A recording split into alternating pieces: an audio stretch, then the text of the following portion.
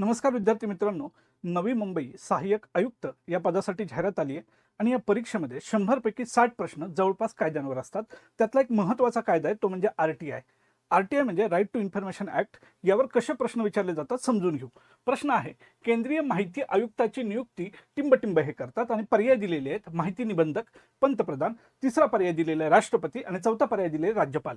तर केंद्रीय माहिती आयुक्तांची नियुक्ती हे राष्ट्रपती करत असतात, हे व्यवस्थित लक्षात ठेवायचं आहे. प्रश्न असेच विचारले जातील, परंतु त्याची शिफारस एक समिती करत असते. त्या समितीचे अध्यक्ष पंतप्रधान असतात. या समितीमध्ये विरोधी पक्षाचे पक्षनेते असतात आणि कॅबिनेटमधला महत्त्वाचा मंत्री असतो. नियुक्ती राष्ट्रपती करत असतात, परंतु शिफारस पंतप्रधानांच्या अध्यक्षतेखालची समिती करत असते. मित्रांनो, इन्फिनिटी अकॅडमीमध्ये आपल्याकडं ह्या कायद्यांसाठी बॅच सुरू आहे. बॅच नक्की जॉईन करा.